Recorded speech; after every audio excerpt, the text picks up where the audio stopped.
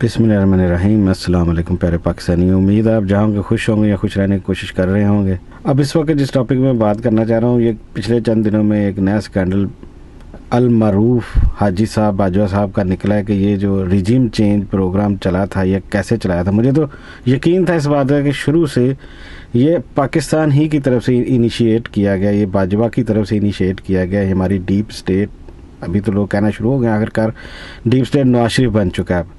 और उसके नीचे खड़े जितने भी इस बड़े क्रिमिनल के नीचे खड़े दूसरे क्रिमिनल जो हैं अदारों में बैठे, जिनमें इस्टेब्लिशमेंट मिलिट्री इस्टेब्लिशमेंट के ये जर्नल सारे जो डर्टी हैरी और दूसरे तीसरे हैं सारे, और एक्स चीफ बाजवा, और अब जो हाफिज साहब आए हुए हैं ये भी खैर उसी लॉबी का हिस्सा है उन्हीं के, कि एक्स चीफ बाजवा साहब ने ही शुरू कराया ये सिलसिला। किस तरीके से अब वो जो हक्कानी फाइल्स के नाम से स्कैंडल बाहर निकला है, उसमें उस बंदे ने पूरी तफसील के साथ, वो उसकी ट्विटर पर थ्रेड्स चल रही हैं, मैं आपको दिखाऊंगा अब इस वीलॉग के साथ साथ वीडियो में, कि वो सारी जो थ्रेड्स उसने दी हैं पूरा एक्सप्लेन किया है कहाँ से कहाँ तक कैसे कैसे ये सारा, और उसका हर चीज़ किस्म के लिए ना तालमेल मिला के उसने बताया है कि बाजवा और इसके साथ के जो डर्टी हैरीज़ हैं, जो मिल मिला के जिन्होंने ये रिजीम चेंज ऑपरेशन करवाया, वहाँ से एक दफ़ा बाहर निकलनी ज़रूरी थी। निगरानी के डायरेक्शन इस तरह कंफ्यूज किया जाए, क्योंकि मिलिट्री ऑपरेशन जो होते हैं ऐसे ही होते हैं कि जिनका आपको सिरा ढूंढना मुश्किल होता है। जो अब तक जितनी भी वारदातें हुई, जैसे 16 दिसंबर की पेशावर में ये जो कंटोनमेंट के स्कूल के अंदर जहाँ पे 200-250 मासूम बच्चों को शहीद कर दिया गया, वो भी इसी किस्म के ऑपरेशन में से एक ऑपरेशन है, जिसका अगर मैं नाम लूँ या लूँ, और जितने भी अभी तक पाकिस्तान में ब्रूटल किस्म के इस तरह के वाक़यात हुए हैं, ये सारे मिलिट्री ऑपरेशन हैं, लेकिन आप उनका सबूत नहीं ढूंढ सकते। और फिर जो बात करता है मेरे जैसा, उसके ख़िलाफ़ बहुत सारे जो हैं, एक तो इनके ज़र खरीद क्रिमिनल्स जो मीडिया में उन्होंने बिठाए हैं, उनको मशहूर मरूफ़ किया है, उनको एंकर लगाया हर जगह पे ताकि पूरा मुल्क उनको सुने।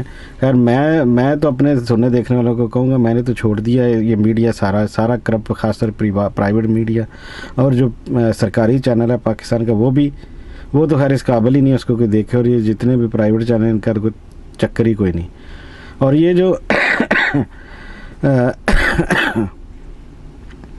किस ज़माने में 65 की जंग का जो हाल हुआ, उसके बाद उसमें उसकी भी उस वक़्त की भी जो असल कामयाबियाँ थी वो नहीं होने दी गई, कि उस वक़्त भी जो उस वक़्त चीफ़ नहीं बना था हरामज़ादा, जिसने बाद में बांग्लादेश बनवाया, पाकिस्तान के 2 टुकड़े करवाए, जनरल याहिया खान, जनरल याहिया खान साहब को ही कश्मीर में यूब खान ने दोबारा दौरान जंग लगाया था। उसका बहुत शौक़ था कि मैं इधर आके पता नहीं क्या कर दूंगा।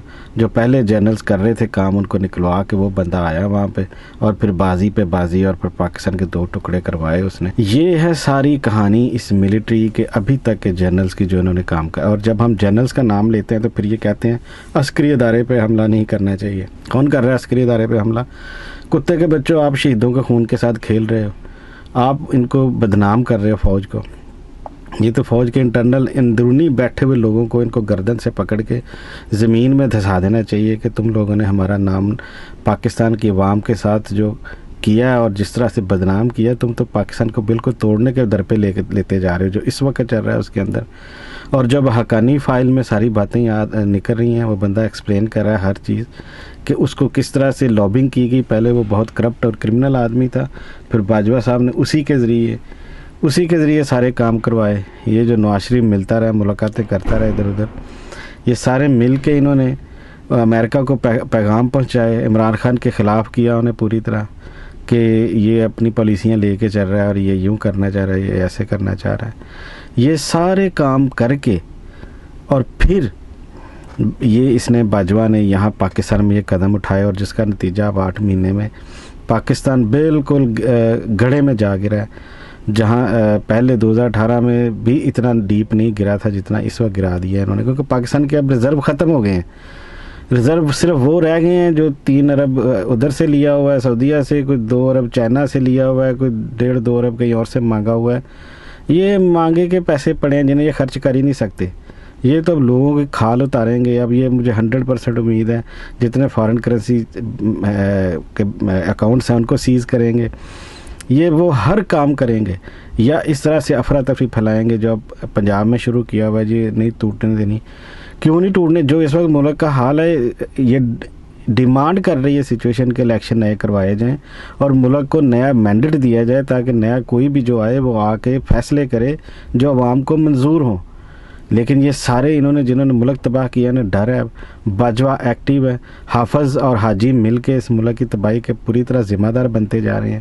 اور نہ حافظ نے آ کے کوئی, وہ تو حافظ ہمارے علاقے میں جو ہوتا تھا جہاں ہم رہتے تھے وہاں کا حافظ شام کو مانگتا پھرتا تھا جس کا یہ دعائیں دے رہا ہوتا تھا بیٹھ کے, اکھاں والے ہو اکھاں بڑی نعمت جی. یہ اس قسم کا حافظ آ کے بیٹھ گیا اب یہاں پہ, جس کو اب یہ نہیں پتہ چل رہا کہ میں نے کرنا کیا ہے. ویسے تو یہ ساری انڈر لابنگ ملٹری کہہ رہا ہوں, یہ جتنے بھی اوپر ڈیپ اسٹیٹ میں بیٹھے ہوتے ہیں لوگ عدلیہ سمیت, ان کی مرضی سے ایک چیف آ کے لگتا ہے آپس میں ملا ہوا. اب تو خیر نواز شریف کی مرضی سے لگ رہی ہے ہر چیز, واڑ مافیا.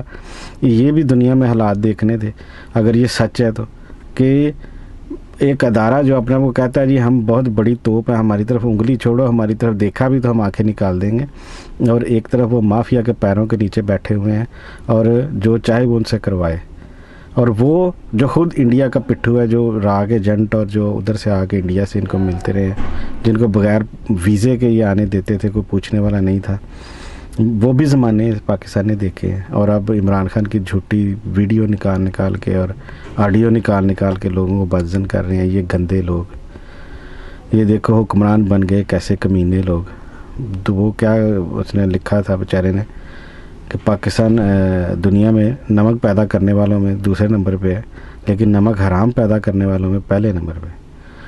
جس کو عہدے ملے ہیں, یہ کیسی بد دعا ہے اس ملک اور اس قوم کو کہ جن کو یہ اٹھا کے اوپر بٹھاتے ہیں وہ سب ان کو سب اتنا ہی زیادہ تکلیف اور تباہی کی طرف لے کے جاتے ہیں.